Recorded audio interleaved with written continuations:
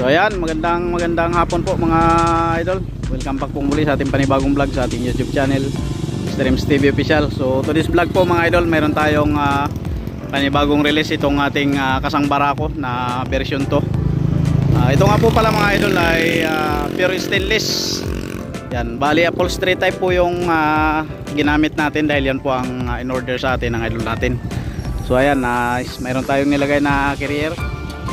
Siyempre itong dito sa harapan, at siyempre meron tayong nilagay na bolt mirror. Dito naman po mga idol ay nilagyan din natin ng visor. So dalawang handle,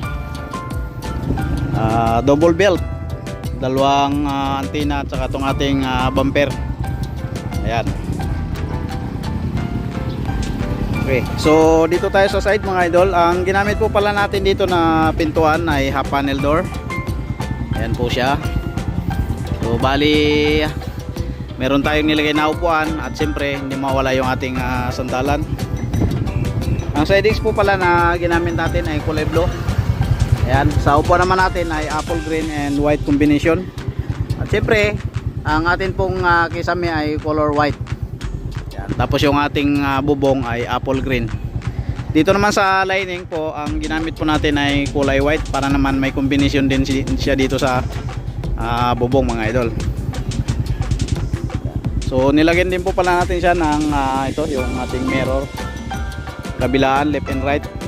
Meron din tayo nilagay na protection sa lining naman natin. So nilagyan natin siya ng design katulad nitong mga round bar na yan mga idol. Ayan. Sa sidings po ang ginamit natin ay checkered plate.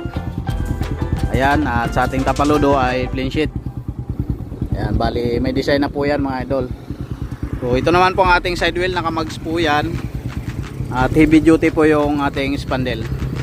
Siyempre ang ginamit din po natin na pangilalim po nito mga idol ay molly type. Ayan.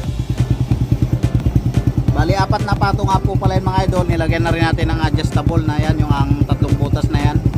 Yung ating magiging adjustable. Kapag nag-adjust ng gulong na malaki doon sa kabila, bali i-adjust lang din po sa gitna yung pinaka tornilyo. Ayan.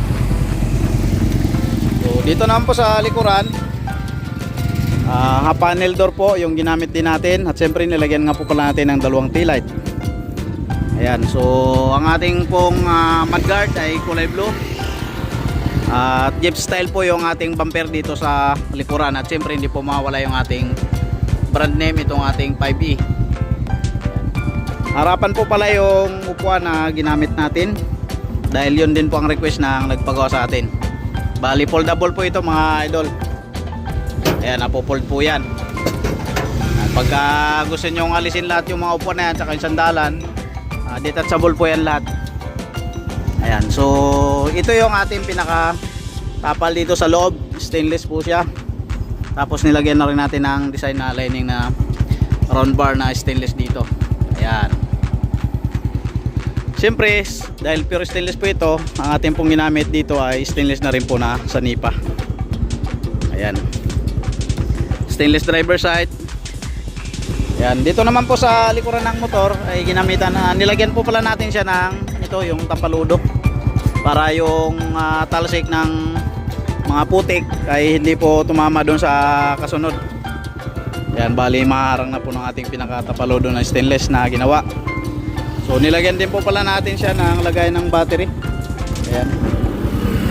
Ayan, kapag ayaw po ninyong lagyan ng battery, pwede nyo pong gawing toolbox. Ayan, napakagandang toolbox po yan, malaki po yan. So dito sa gilid, nilagyan din po natin siya ng protection sa salamin. Ito po.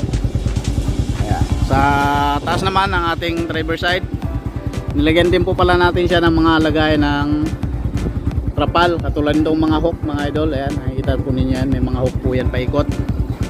At syempre dito po hindi mawala yung hawakan ng pasahero para hindi siya mahulog. Ayan. Barako to po pala yung pinagkapitan natin ng sidecar. Ito po, barako to. Tapos mayroon din po tayong nilagay dito na toolbox. Ayan, lagay ng mga tools o kaya mga barya-barya. Ayan, kapag namamasada po kayo. Nilagyan din po pala natin ang lagay ng salamin, yung side mirror. So wala pa pong side mirror, wala pa tayong available. Tupalo na lang yan mga idol. Siyempre kasama natin na nag-road test. Ito si Idol Kamangyan from Oriental Mindoro. Yan, shoutout sa mga idol mo doon. Yan, yung kulay pala ng bubong nito ay kakulay ng kanyang uniform. Ayan. Ayan. So nilagyan din po pala natin siya ng windshield mga idol, dahil lang kagandahan kapag may windshield, kapag maulan, bagyo-bagyo, hindi po mababasa yung driver. So kulang na lang po yan ng wiper. So bahala na yung idol natin magpalagay. So ayan, at kung nagustuhan nyo mga idol yung unit natin, sa mga gusto pong magpagawa, ang halaga nga po pala ng ganitong unit ay 85,000. Yan, down payment po mga idol ay 30,000. Yan, pwede na po kayo magpa-line up. Yan, ang atin pong address ay Villa Estela Subdivision, Barangay Baclaran, Cabuyao City, Laguna. Pero mas mabilis po tayong mahanap mga idol kapag sa Google Map. Search nyo lang po yung 5E Welding Shop Cabuyao. So ayan, samahan nyo kami mga idol sa pag-road test ni Idol EJ. So dito po mga idol, kung mapapansin nyo, bali mataas po sa ulo yung kisame natin.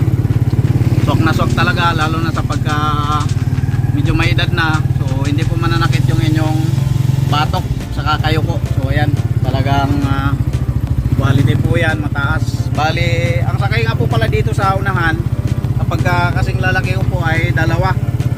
Medyo maliit ay kasi po dito yung tatlo. Tapos isa dito sa toolbox. Pwede po siyang gawing charity. So ayan. Ayan o. Relax na relax lang mga idol yung pagdadrive ng idol natin o. Ayan. Sa mga nagtatanong po pala kung magkano ang ganitong halaga, ayan, gaya po ng nabanggit ko po kanina, ang halaga po nito ay 85,000. Ayan mga idol, 30,000 down payment para makapagpa-line up na po kayo. Ayan, tayo. Idol natin.